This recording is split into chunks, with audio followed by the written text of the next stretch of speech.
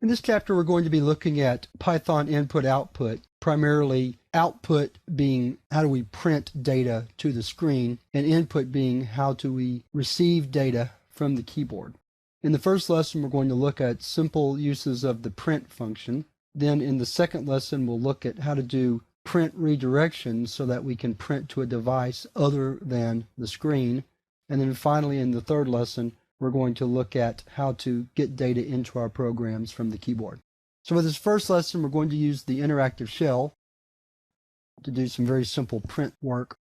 So we'll open that up with Python. First thing I want to do is create a couple of variables. And then to display the value of a variable, we simply put that variable inside parentheses and send that as an argument to the print function, and it prints the value. So we can do that for really any type of data. So if we created a list like so, as you can imagine, it works with any type of data or data structure that we provide.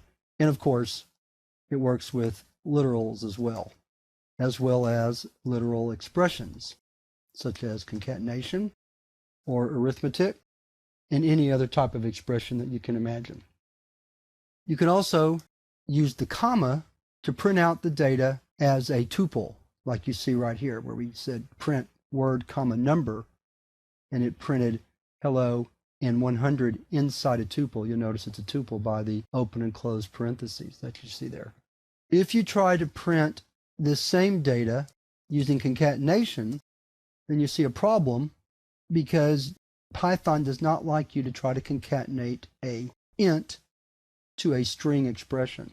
So what we needed to do right here was we needed to use the string function, str, to convert number to a string, and then it works just fine. The only other example I want to provide in this lesson, because again, I don't want to get into too many arcane details. What we need to be able to do is just see how to print regular data. We do, though, want to look at one other little more advanced topic, and that's format strings. A lot of times you'll see that covered in a chapter or section on strings. I decided to save it for print, since format strings really only come into play when you're trying to print data. So for example, if we have some data like this, and we want to display that in one string, what we might do is create what's called a format string. If you've done any C or C++ programming, or even Java, although it's not so prevalent in Java, you'll have probably worked with format strings, especially if you've done any C programming. So what we're going to do is we're going to create a format string, and I'm going to just give it a name. And a format string will consist of different ways of telling Python how to display data, in fact, what data is coming. So here I'm saying that the first piece of data is a string. That's what the %string sign is. And then I'm going to put a colon because I want that to separate the name from the grade. Then the next piece of data, again, we begin it with a % sign, is going to be a floating point number that I want to display to 2 decimal places. So you see the %.2f saying it's a floating point number and we want to display 2 decimal points. And that's all for the string, so we stop it there.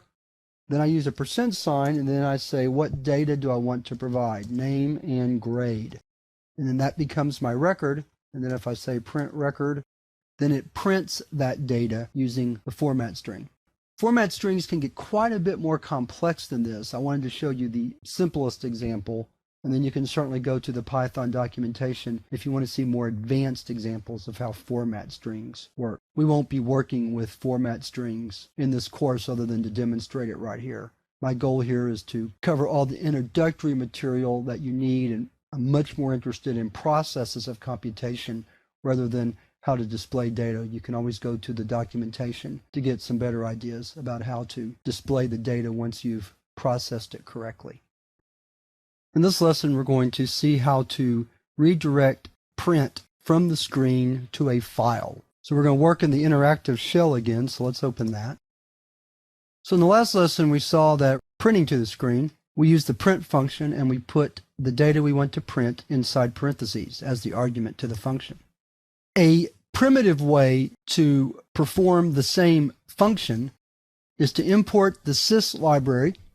We haven't talked about importing libraries yet, but like most modern languages, Python has a series of libraries which bring added functionality to the fundamental language or the basic language. By doing this, we keep the language small, the core language small, which increases the efficiency and productivity of the language. And then when we need additional functionality, we simply import the library that we need. So to see how the print function works, we have to import the sys library to get at one of the objects of that library, standard out, and it has a function write. In this case, we want to put a new line in there to write out data to the screen. So the print function is just a easier way of doing import sys.standardout.write, and then the data that you want to write out to the screen. But with this in mind, we can redefine standard out. It's just by default going to the screen, but we can redefine it. We do that by referencing the object sys.standardout, and then we open a file that we want to use. So we'll call this text.dat, and we'll open it to append. So now when we say print hello, notice it didn't print anything on the screen. And if we exit out of the shell and type out the file using the DOS command type, we'll see that our text hello went to the file instead of the screen. And every other time that we use the print command in that session, then it would have sent that output to the file. Now, we close the session by typing exit. So now when we open up the shell again, we haven't redirected output to sys.standardout, so it's still going to the right place. Let's do it again, like so. So once again, our output with print is going to the file and not to the screen. So a better way to redirect output is to, rather than redefine sys.standardout, is to redirect where print goes when we issue the print command. And here's how we're going to do that. First thing we need to do is we need to define a text object. We'll create a new file, open it for appending. And then any data that we want to print to that file, we're going to use print and then redirect it using the double greater than sign to the text file, and then whatever text we want to provide now goes there. And then if I say print. So now the print function, the default version, prints to the screen, and when we want to print to a file, we redirect it using the redirect operator, the double greater than sign, and say take the data, the second argument, and send it to the file. So that's the better way to do print redirection in Python. So that's how you do it. That's how we redirect print when we don't want to print to the screen. And that concludes this lesson, and we're ready to move to the last lesson of the chapter, where we're going to discuss how to get input from the keyboard into our Python programs.